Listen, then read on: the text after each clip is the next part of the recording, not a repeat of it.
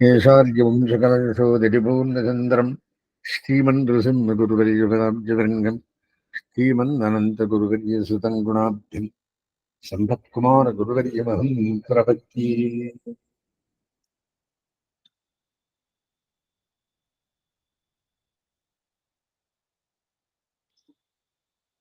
വസുദേവസുതം ദേവം കംസചാണൂരമർദ്ദനം ദേവകീ പരമാനന്ദം കൃഷ്ണം വന്ദേ ജഗദ്ഗുരും. വ്യാസായ വിഷ്ണുരൂപായ വ്യാസരൂപായ വിഷ്ണവേ നമോ Y ബ്രഹ്മനിധയേ വാസിഷ്ഠായ നമോ നമഃ. Today's subject matter of discussion is the 8th chapter of the Gita, called as Akshara Brahma Yoga. Akshara refers to the individual soul. It has no depth, which has perpetuity, which is Jnananandamaya. Brahman represents the universal soul, which controls both nature as well as Atmas. That is Jagat and individual souls. So,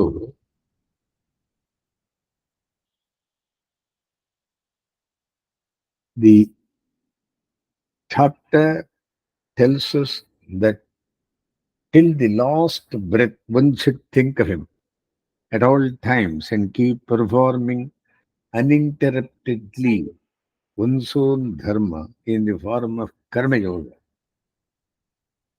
There are several lokas, that is the otherwise, where one enjoys the fruits of his meritorious deeds, such as Sargaloka, Pitraloka, and the four-headed Brahma, Satyaloka. Whoever goes to these three worlds are subject to rebirth after expending their punya. The dark path, Dhuma Marga, in which one departs, do return. Beyond all these worlds, there is yet another world which does not perish, even though all beings perish. This supreme abode called Vaikuntha, attaining which man does not return. That is to say, the bright path or Achis Marga, Achirari Marga, in which one departs, does not return. So, having known these two paths, we have to strive constantly for one leading to God realization. In the 7th chapter, prosperity, self-realization, and God realization are the three types of bhaktas who want material welfare, realization of the self, and kainkariam to God, that is Jnani. Three types of bhaktas were added, with 6 different terms indicated in the last 2 shlokas of the previous chapter. In explanation to that is the subject matter of each chapter, which tells us about one Prashnottari, question answers in 7 questions, in 7 shlokas, answering directly the 7 terms that were used in the previous chapter. Next 15 shlokas are divided into 4, 5, and 6. Total 15, telling about the do's and don'ts of pleasure seekers, there is prosperity, there is Aishwaryarthi, and self seekers called as Kaivalyarthi, and the Jnani seeking God Himself. God realization is his object. Of the three, God realizer, called as Bhagavad Charanarthi, is more superior to other two because his aim as well as the path that he follows, both are the same. God himself. He wants to achieve God through God. Whereas the other two categories, there is Aishwaryarthi, seeker of prosperity, and Kaivalyarthi, seeker of the self, both try to enjoy their pleasures. Immediately they get it from God. Therefore, the final object is different for all the three, and Aishwaryarthi is the seeker of the prosperity is reborn. Like rebirth is assured for him. Whereas the other two, who are better than this Aishwaryarthi, those who seek self-realization and God realization, these two categories will never be reborn. That is the second topic containing 15 shlokas. Next, the route through which they go is explained. One as bright marga, another is called as dark marga. Bright route is called as dhumadi marga, and the bright marga is called as Achiradi marga, and the dark marga is called as Dhumadi marga. People going through Achiradi marga will never return back to the well of sorrow. That is, they will not be reborn in the samsara. Therefore, having known these two paths, we have to strive constantly for the one leading to God realization. Arjuna seeks elucidation of the import of the six technical terms and wishes to be explicitly told that the manner and matter of the final contemplation of the dying sadhaka. The explanations follow the order of interrogation.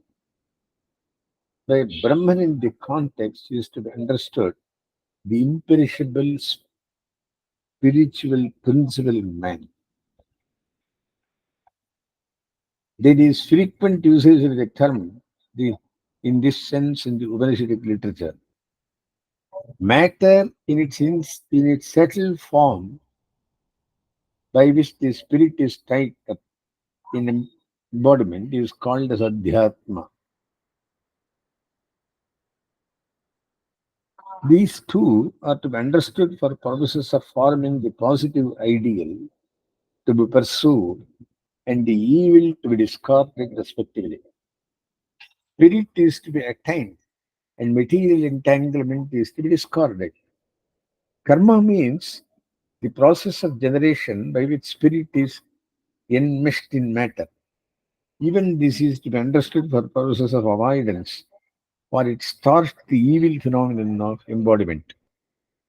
These three represent the principal items for the understanding of the devotee who is pursuing self-realization, Brahma, Karma, and Adhyatma. The perishable configuration of the physical are called Adhibhuta. The experience of the highest pleasures of life open to the bound soul is called Adhidevata. The point in this characterization is that the aspirant after prosperity, supposing even that of the gods, Like Indra, he is planning to elevate his self as enjoyer above the selves of even the gods. Sri Krishna says that Adhiyajna one has to understand God. By Adhiyajna, one has to understand God. Truly, the Supreme Being is the central reality in all sacrifice.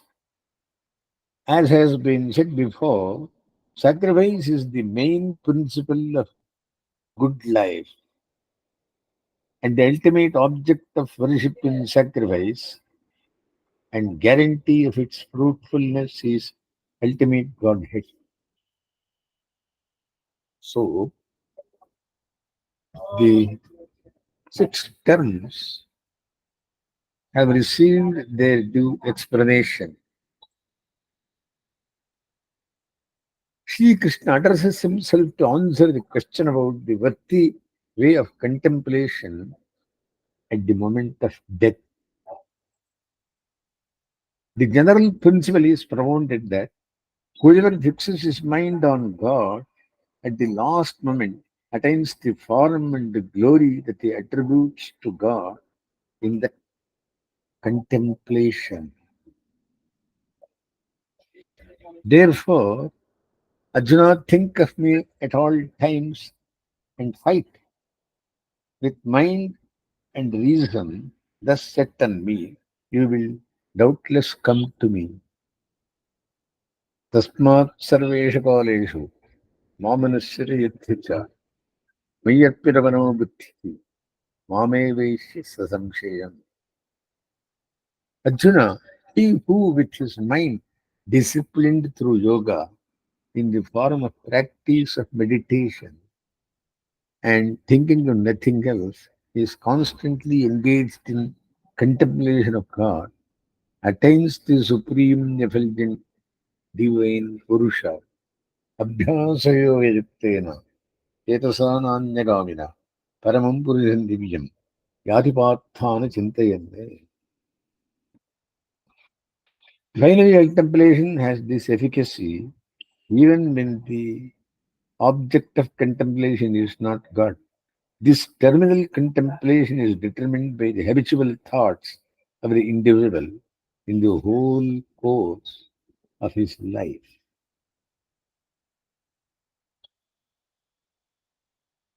The fact imposes on men the obligation to think of God continually in the whole duration of their lives and to engage in activities that bring the thoughts of God necessarily. One whose whole inbred life is thus offered to God is bound to remember Him in the accustomed way at the last moment and is thus sure to attain Him. There is no uncertainty in this matter.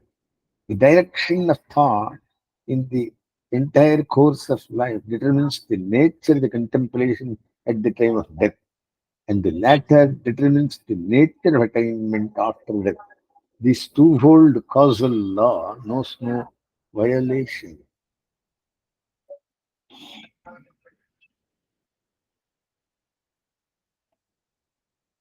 Having laid down the common principles governing the situation under discussion, the text, according to Ramanuja, proceeds to describe the meditative life of the devotee who resorts to God for prosperity and the resultant nature of his final meditation.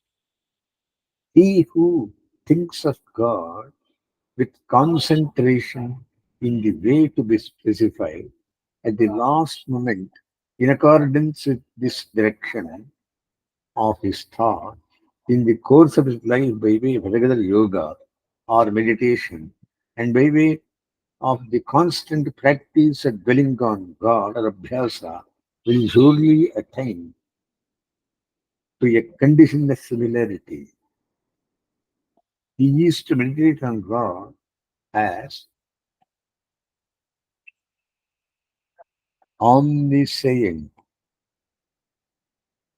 primeval, Kavim, Puranam, as the sovereign of the universe, Anusha Sitaram, Subtle than the subtlest, Anoraniyam, as the creator of all, Samanusmaretya, and the unique form of luminous form, transcending material ones. Sarvasya Dhataram Achintaruham Aditya Tamasapparastatu.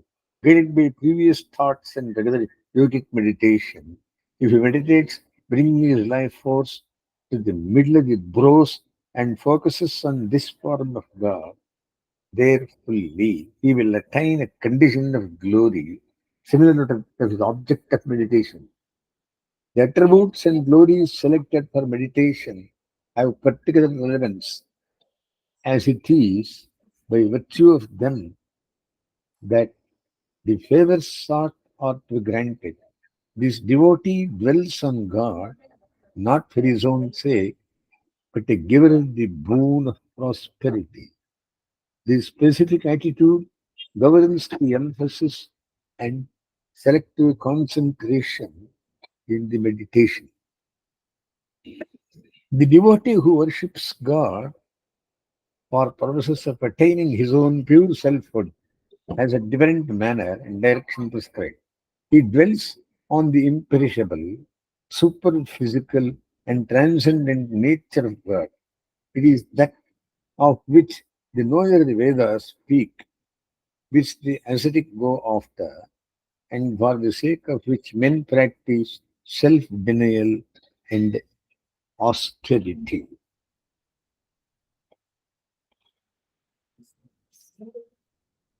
The transcendent nature of God is particularly relevant for one who seeks to attain his own transcendent spiritual nature and for which purpose he renounces sensuality and body centered propensities. The devotee suppresses his senses, fixes the mind on the imperishable Godhead in his own heart, practices steady contemplation, repeats the sacred cerebral Om, and recollects continually the divine reality signified by it. While thus engaged inwardly, if he brings the fire, if he brings the life force to the head and passes away, he attains his pure self, freed from all material adjuncts and akin to the divine spirit. For him, there is no return to the material plane by way of re-embodiment. That is, Abbrahmabhavanallokaha, Punaravrittinorjuna, Mamubhetirakunteya, Punarjanmana Vidyate. Those yogis who know from realization, Brahma's day as covering 1,000 Mahayugas, and so his night as extending to another 1,000 Mahayugas, know the reality about time. All embodiments, being embodied beings, emanate from the unmanifest avyakta, that is Brahma's subtle body, at the coming of the cosmic day. At the cosmic nightfall, they merge into the same subtle body of Brahma, known as unmanifest. Ratriyagame praliyante, tatraiva avyakta samjneke. Arjuna, this multitude of beings being born again and again is dissolved under the compulsion of its nature at the coming of the cosmic night and rises again at the commencement of the cosmic day. भूतग्रामस्य एवायं भूत्वा भूत्वा प्रदीयते रात्र्यागमे अवशः पार्थ प्रभवति अहरागमे. He who meditates on the Lord ceaselessly and in whom the love of God is so intense that without remembrance of Him, life itself becomes unbearable, stands on a different footing. He meditates on God with utmost devotion and longs for abiding union with Him. To such a devotee, God Himself is the final goal, nothing else such as prosperity, etc. The object of his pursuit is easy of attainment to him, for God Himself, not being able to bear alienation from Him, chooses him The obstacles to his meditation were destroyed by God Himself, and his meditative life is ripened to fullness and perfection by divine grace. The goal and status attained by these three classes of devotees are to be characterized: Aishwaryarthi, the prosperity seeker, the men of knowledge, Jnani, whose souls are indeed great in devotion, very Srivalyarthi, and attains God Himself, and their attainment is eternal. Bhagavad Gita. They do not return to the life embodiment, which is the abode of sorrow and is transitory. But the devotees who have attained a prosperous life are subjected to eventually loss of status, or every goal other than the union with God is within the realm of time and is perishable. Aishwaryarthi is a pleasure seeker. The supreme is infinite in every sense and thus transcends the possibility of change. Incidental to this characterization, we have a brief account in time scale for the mundane realm in its different levels. What happens to those who have realized their pure spiritual nature? They have also attained a status that is imperishable. It is a high realm of existence under divine control. Lower than that, we have the realm of souls caught up in matter. Still lower is the realm of mere matter. But the highest goal is the attainment to the Supreme Spirit, which includes all the permeates, which includes all and permeates all. This attainment is the consummation of the highest kind of devotion. Now, the astrological destiny of the two higher classes of devotees, those who seek self recovery and those who seek God only, with particular reference to the way they go after leaving the bodies is spoken of. The significance of the landmarks mentioned is shrouded in mystery. Their fire, light, day, the bright fortnight, and the 6 months in which the sun is in the northern part. They are to be taken up as representing certain deities, and they are supposed to conduct the liberated soul to its final plane of fulfillment. In the same way, smoke, night, the dark fortnight, and the 6 months at which the sun is in the southern part, and the light of the moon are the mystical marks of the passage towards realms from which there is a return. These two are the well established ways, bright and dark, towards the two contrary destinies, one being eternal and the other perishable. One who knows the ways clearly does not make a mistake at the decisive moment of starting his journey. Therefore, one must steadily bear them in mind. The great merit of studying and understanding these two chapters, dealing with the glory of God, is said to be exceed greatly all the merit one gains by the study of all the Vedas, by the performance of sacrifices and austerities, and by giving bountiful charities. The joy of understanding these renders the fruits of the other merit trivial. One who understands the majesty of God and pursues the devotion based on knowledge attains the highest and the primordial station of God. Now, what is the principal contribution of this chapter to the doctrine of God and devotion? It follows of the classification of types of devotion started in the seventh chapter and indicates the lines of development through which each type of devotee progresses till he achieves the fulfillment of his purpose. The hierarchical gradation of devotion is significant and the chapter renders it clear in terms of final value. While no other commentators sees in this eighth chapter such a survey of the programs of the different types of devotees, the speciality of Ramanuja's interpretation lies precisely in the discernment of this as the central purpose of this chapter. The first class of devotees rely on God for securing worldly or otherworldly advantages and pleasures. 1.1. That what they attain is neither very great nor permanent is just brought out in the chapter. There is nothing out of the way in treating of this theme. The second class seek knowledge, and knowledge is the essence of the soul. As such, they are pursuing their own pure spiritual essence.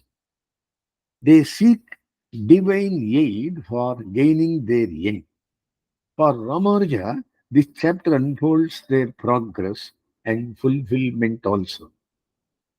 Theirs is an intermediate purpose, for he who seeks its realization has discarded the material conception of life, but has not yet matured enough to see in God realization the highest perfection of life. Self realization is incidental to that perfection, but at this stage he is still satisfied with that lower and fragmentary aspect of God realization. As he advances, he is bound to transcend that limited aspiration and forms the right idea of samam bonum. Something must be said about the immature and transitional sadhaka also, and that is well said in this chapter. But the main theme is certainly the superiority and the matchless beauty of devotion based on knowledge, for which God is both the means and the end, the refuge as well as the final goal, and that devotion receives its due portrayal and valuation in the two chapters. There are two minor elements in the teaching of the chapter which do not lend themselves to modernization of treatment. The account of the relative time scales operating in the different levels of creation is one such.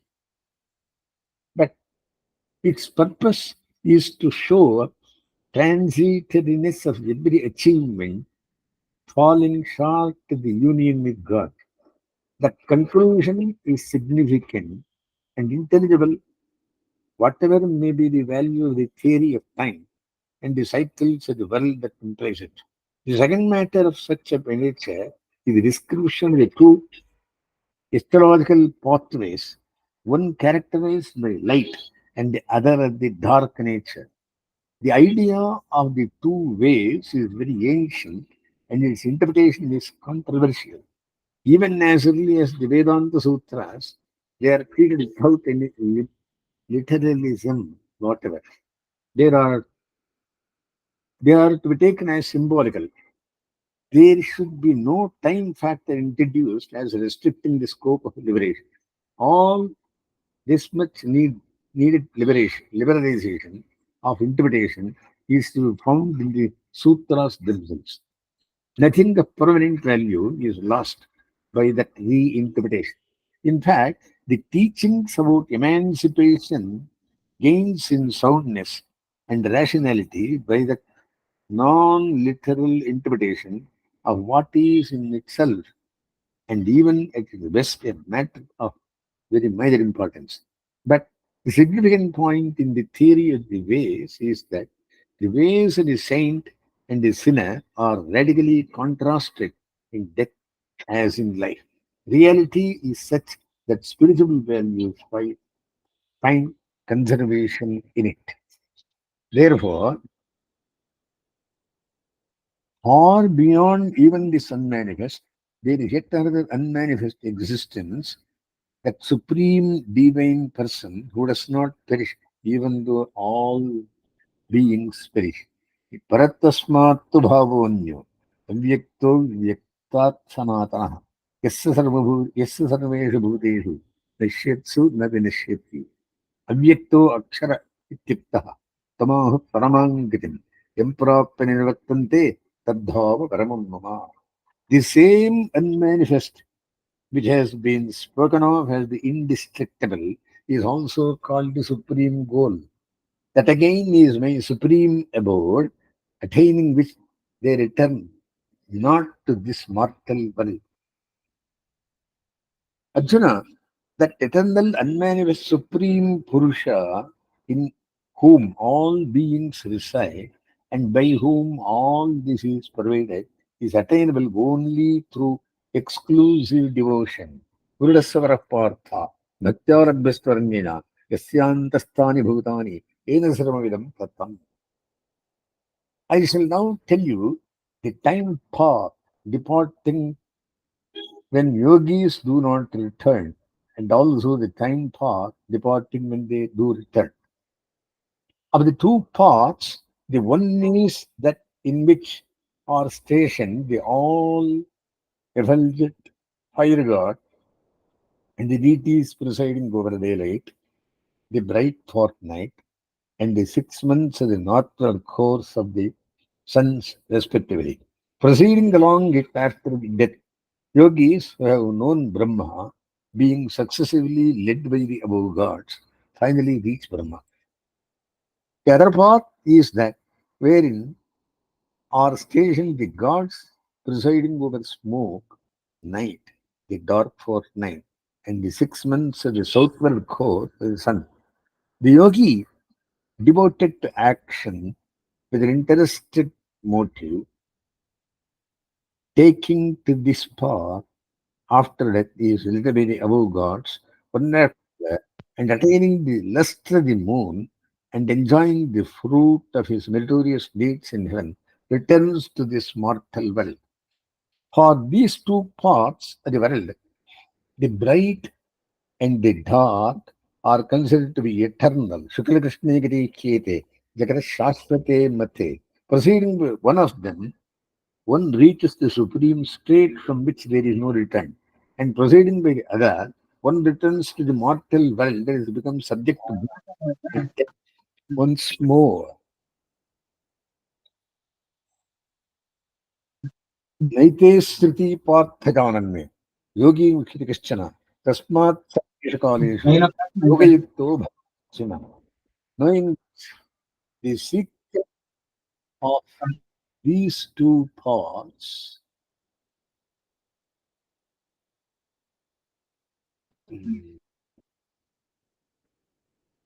O son of Kunti, no yogi gets deluded.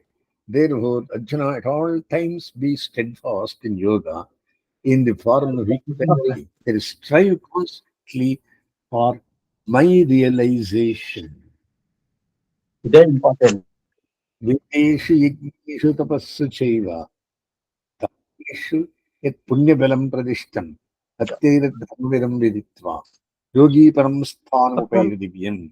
The yogi realizing this profound truth doubtless presents all the rewards ascribed in the scriptures to the study of the Vedas, as well as to the performance of sacrifices, austerities, and charities, and attains the beginningless supreme state. So, to conclude, the chapter tells us the do's and don'ts of three types of devotees, bhaktas, namely the Aishwaryarthi, the Kaivalyarthi, and Bhagavad Charanarthi. Aishwaryarthi is seeker of the pleasure of prosperity, and Kaivalyarthi, who wants to realize his soul, and the Bhagavad Charanarthi, who wants to be always with God by following the path of bhakti. Therefore, what is to be understood is the terms that are used for everyone, that is, seekers of knowledge, seekers of God realization, and seekers of pleasure, are explained in the first seven slokas.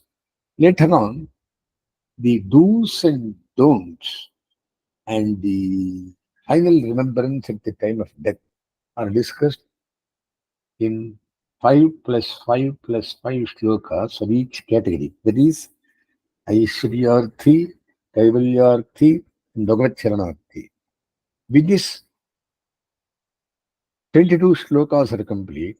The balance 6 shlokas comprises of two parts, 5 plus 1. In the 5 shlokas that is forming the third topic, the Akshara Marga, called as the bright path, and Dhumari Marga, called the dark path, are explained. People going in the Akshara Marga will never return to this world, and people going for seeking pleasure will reborn. That is also being stated. That is, in the sense, the pleasure seekers or those who want prosperity will enjoy it in different lokas, as was narrated, the Pitarloka, Satyaloka, or Sargaloka, and after completing their papa and punya earnings, they will come back to this world for purposes of once again continuing prosperity. But those who have taken a better objective of self-realization, God realization, will not be reborn. Stating that the chapter closes with an intimation to followers to practice God realization as a best objective, and that is taught in the next chapter. Asman Gurudhamarambham, Yadvihekanabadhyamam, Lakshmi Vallabhaparidantam, Vande Guru Paramparam. Ah.